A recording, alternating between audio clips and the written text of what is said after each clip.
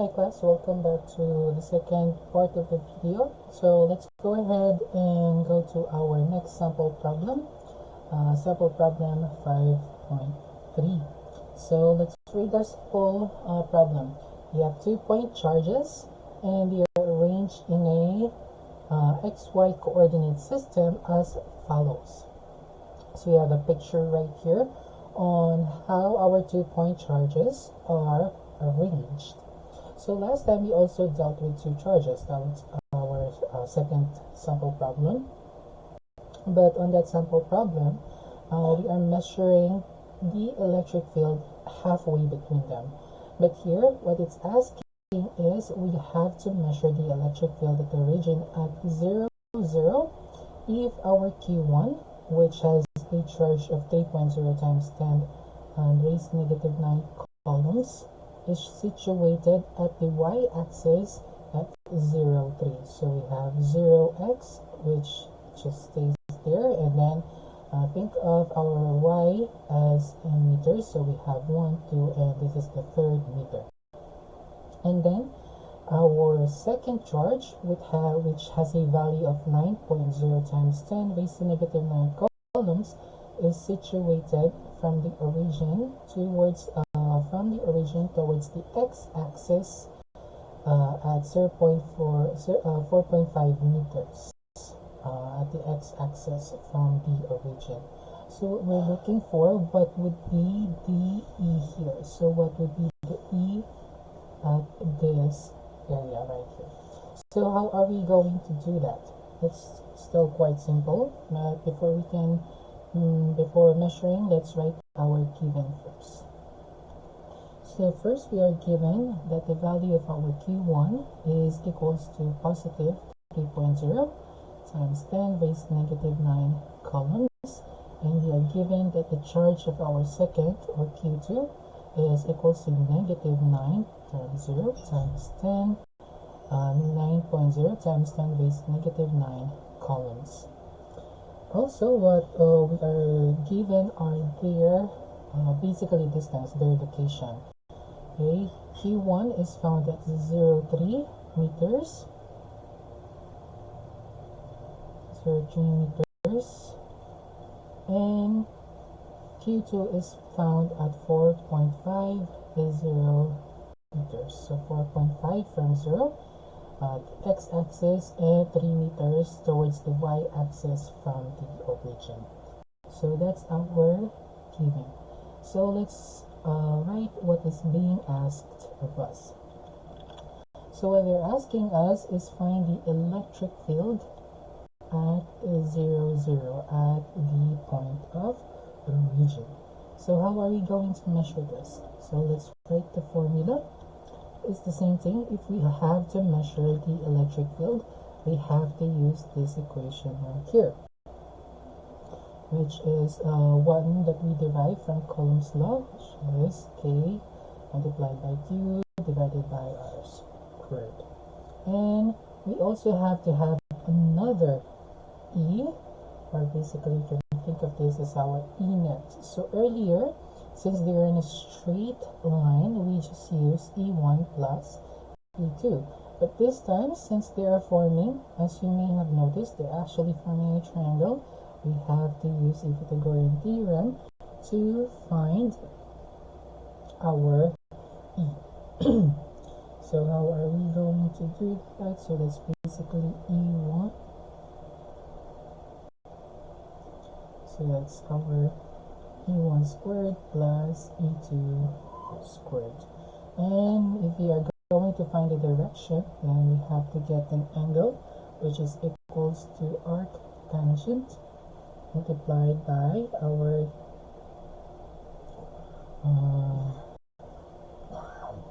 E1 divided by our E2, absolute value.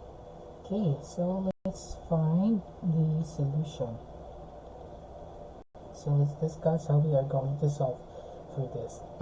What we're going to do is begin by imagining a positive test charge at the origin. So if we're looking for the E value, so let's remove the E. So if you want to find the E at 0, 0 or any of the point what we're going to do is to imagine by placing a test charge. So this would be our test charge, and test charge are usually positive sign. Okay, so imagine placing a test charge here, and what we're going to do is to measure the electric field exerted by Q1 and the electric field exerted by Q2 onto this test charge. So we have E1 is equals to K multiplied by Q1 all over R squared, which is the distance between our Q1 and our test charge. So that is equals to 9 times 10 raised to negative 9 or raised to 9 Newton meters squared per coulomb squared, multiplied by the absolute value of our Q1, which gives us 3 times 3.0 times 10 raised to negative 9 coulombs, divided by the distance between the test charge and our Q1, which is equals to 3 meters squared. Let's plug that up on your calculator. You would get that the value of E1 is equals to 3 newtons per coulomb, and the direction directed downward.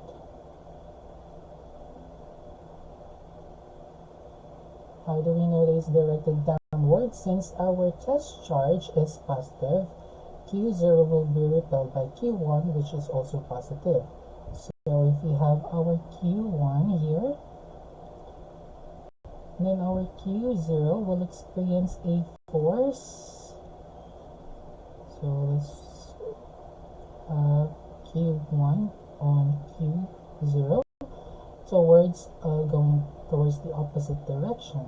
And we know if our test charge is positive, since this is positive, this is also positive, the direction of the F will be the same direction as our E. So E would also be going downwards. So we have directed downwards.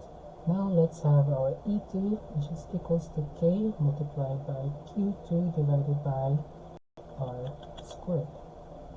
And that would give us 9 times 10 raised to 9 Newton meters squared per coulomb squared, multiplied by the absolute value of Q2, which is 9.0 times 10 raised to negative 9 coulombs, divided by the distance between Q0 and Q2, which is 4.5 meter squared. So the meters gets cancelled. One of the columns here gets cancelled, leaving us newtons per coulombs, and this is actually equal to 4 newtons per coulomb, and its direction, let's identify the direction. So this is our Q0 and this is our Q2, which is negative. So we know that we know that our Q0 would experience a force going towards this direction. This is Q2 on Q0. So the direction of the force that Q0 experience is to the right. So Q2 will have a force that is opposite. Yeah. So this would be the direction of our electric force as well. So since our Q0 is positive, so it would have the same direction as the force. So our E2, this is our E1, would experience the same force directed by the F, because this is positive. So therefore this is directed right. Okay, so now that we have the value of our E1 and E2 and we know the direction, we can now solve for the E net, which is basically the resultant force. So the total force E, the total electric field present at 0, 0, or the point of origin, due to Q1 and Q2. So we we're going to do is basically take our E1, which is 3 newtons per coulomb squared, plus take our E2, 4 newtons per coulomb squared, and using the Pythagorean theorem. So you may be questioning, why are we using Pythagorean theorem? It's simple. Our E1 is directed downward. Our E2 is directed towards this. So the total resultant force, if you guys still remember resultant force, is basically go towards this direction.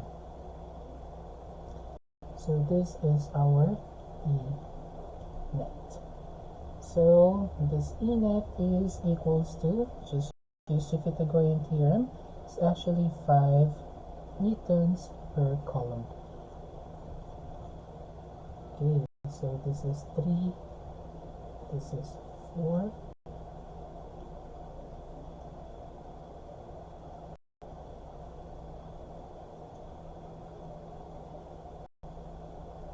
and even if you do not use this calculator right here, this would give you the typical 3-4-5 triangle. This is what we call a 3-4-5 triangle. So you have 3, and then you have 4 on each of the side of the triangle, and the hypotenuse will always be 5. So if you have a 3 side and a 4 side in a triangle, and you're making a right triangle, the hypotenuse will always be 5 newtons per coulomb. So now let's identify the direction of our E net, or basically our resultant electric field. So if you're going to draw the coordinate system, this is our y and this is our x, we know that this would be our E net. So this is our E net. So in order for us to find the direction, what we're going to do is find the tangent E1 over E2. Okay, so that is equal to tangent multiplied by E1. Tangent is SOHCAHTOA, opposite over the hypotenuse. Or SOHCAHTOA, opposite over the adjacent. So we have our E here, and we have our y. This is our E2, this is our E1. So if we're going to find this angle right here, it's basically TOA, which is opposite over adjacent. So we have our E1, which is the opposite side, and adjacent, which is our adjacent side. So that's E1 divided by E2. So E1 is equals to 3 newtons per coulomb. Our E2 is 4 newtons per coulomb. Therefore, our angle is actually equal to 37 degrees, and it's going downwards, 37 degrees from the positive x angle. So our E net is equals to 5 newtons per coulomb directed 37 degrees below positive x. So that's our E net. Okay, I hope it's clear and you guys are not confused. If you guys have any question regarding this, do not hesitate to message me. Okay, so that's our sample problem 4.3. Now let's move to our last sample problem for the part 1 of our lesson. Okay, so sample problem 4.5. Okay, 2-point charges Q1 and Q2 are separated by a distance of 1 meter. Find the neutral point if Q1 is 3 newtons per columns and Q2 is 4 newtons per column. So let's begin by writing our given. We have our given that our Q1 is equals to 3 newtons per column and our Q2 is equals to 4 newtons per column. The distance between them is 1 meter. So we can use D, you can use R, 1 meters, 1 meter. And what is being asked is not the electric field but the neutral point. You guys remember the neutral point? The neutral point is basically the area where no electric field lines are present. So you cannot find an electric field in this neutral point. So how are we going to solve for that? So let's write our formula.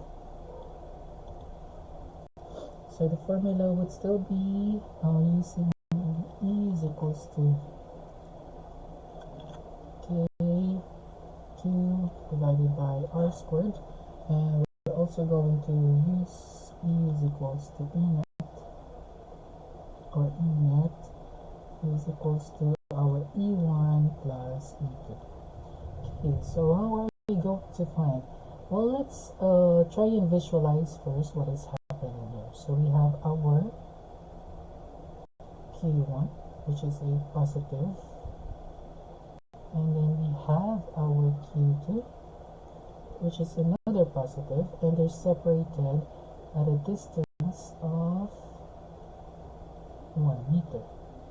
So what is happening is we know that if we have a positive charge, the direction of the electric field line is radially outward. So meaning they're going outside, towards outside.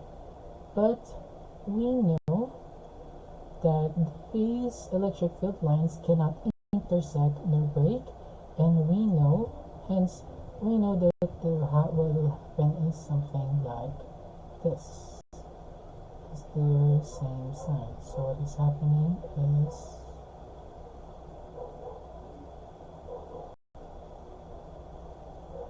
they will never want to intersect with each other.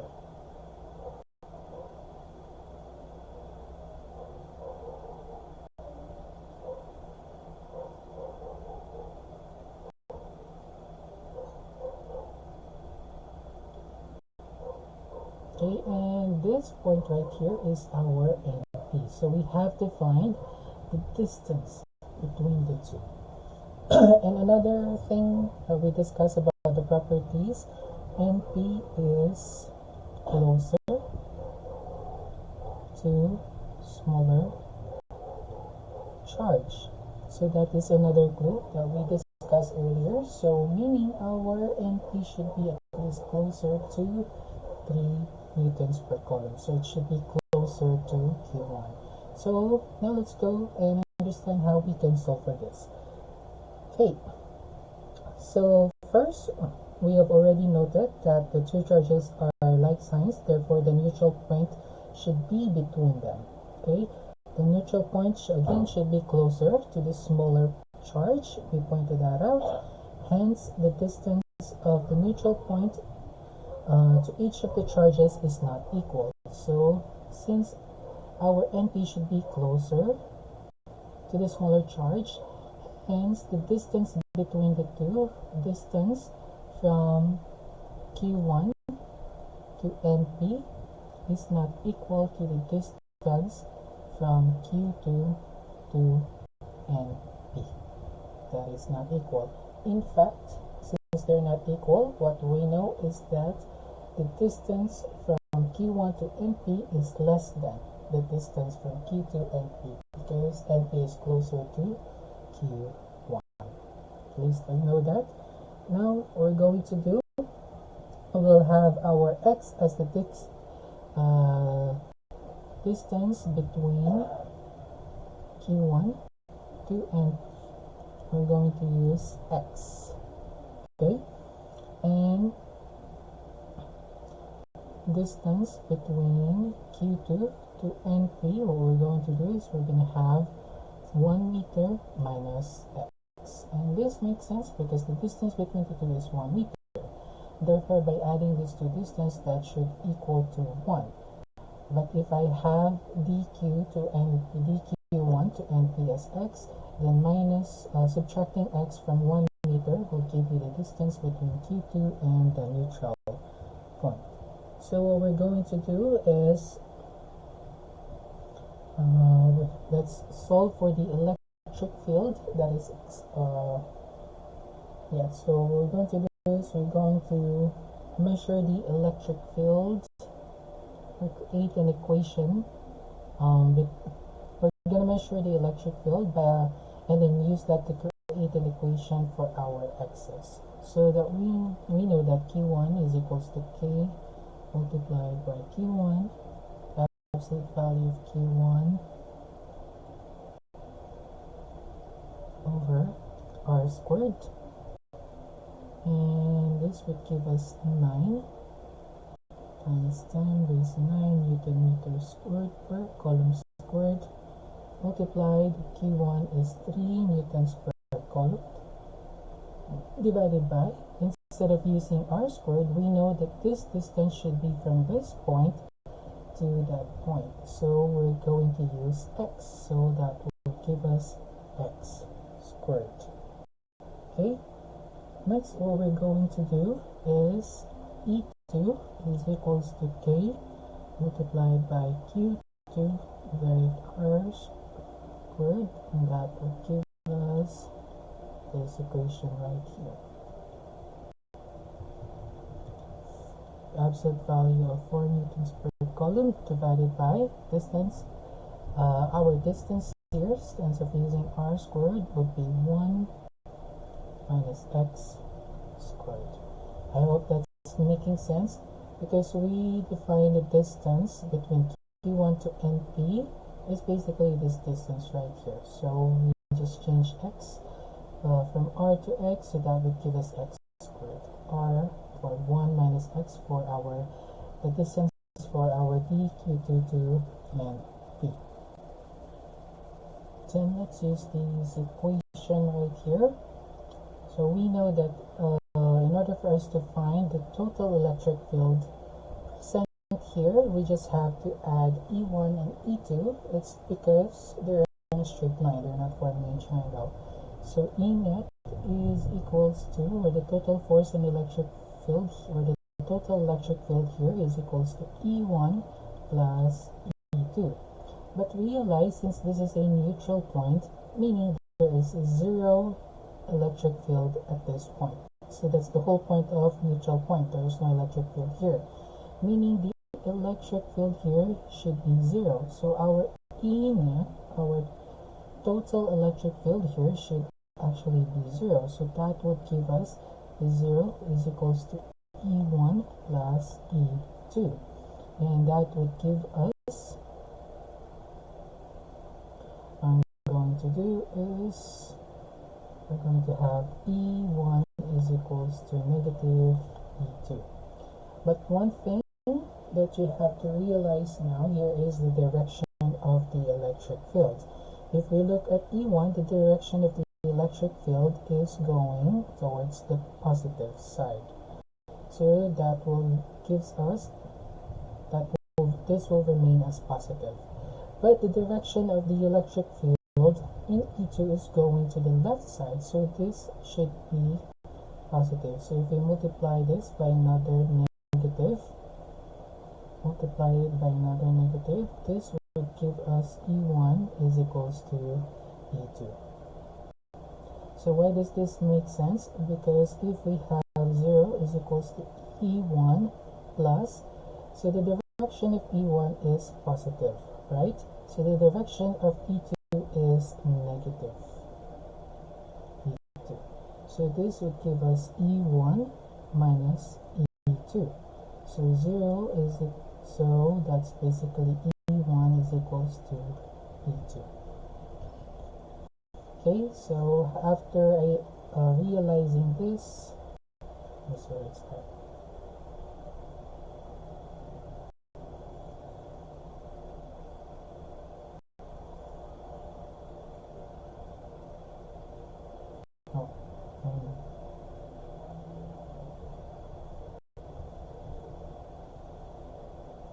There you go. Okay, so positive, and then we have negative E2. It's because the direction of the electric field is towards the negative, so we have 0 is equals to E1 negative, and minus, that would give us minus E2. So that's basically E1 is equals to E2, so it's the same thing there. Okay, so it's all about the direction, and what we're going to do is we're going to use this equality to equate both our E to solve for our X. Let me just move this.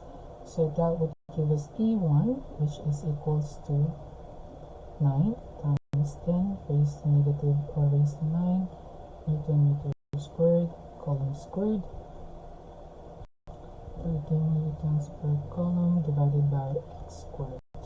And this is equals to 9 times 10 raised to 9 Newton meter squared per column squared multiplied by, let me just move here, absolute value of 4 newtons per column divided by 1 minus X squared. Okay, so what happens? Basically this gets cancelled, so you divide both sides by K, so that will give you 3 newtons per column. X squared is equals to 4 newtons per column, 1 minus X squared, and this would give you 3 minus 3 X squared. So that would give you 3 minus, or 3 multiplied by 1 minus X squared is equals to 4X squared, and this would actually give you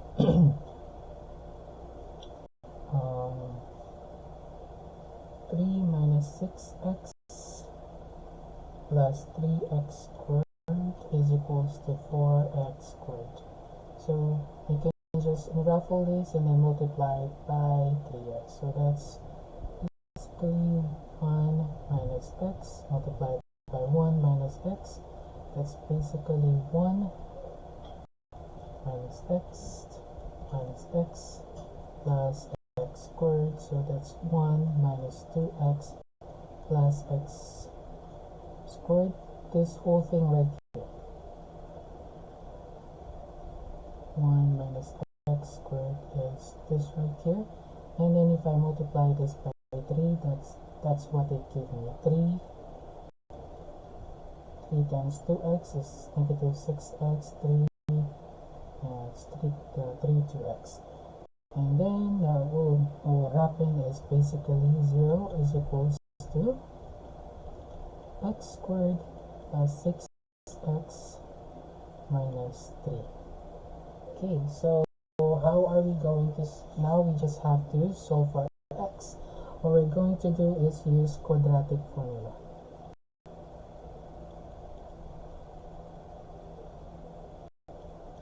Quadratic formula basically tells us that X is equals to B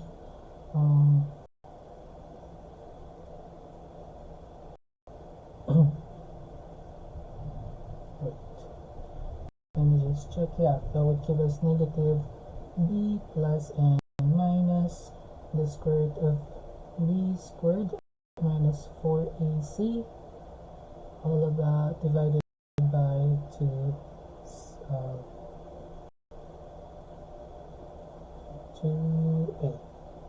Yeah, 2A. So X is equals to negative B. Our B here is 6, so it's negative 6 plus and minus the square root of 6 squared minus 4. Our A, which is this, let's see, 1 multiplied by 3 divided by 2 multiplied by 1. And we have two values for X. X is equals to X is equals to 0.46 meters and x is equals to negative 6.46 meters. We have two values, positive and negative, because we have positive and negative there, and what we have to use is the positive x, because distance will never be negative. So our distance from our Q1 to neutral point is equals to x, which is equals to 0.46 meters. And the distance from Q2 to NP is basically 1 minus x, which is 1 minus 0.46, which is basically equal to 0.54 meters. Okay, so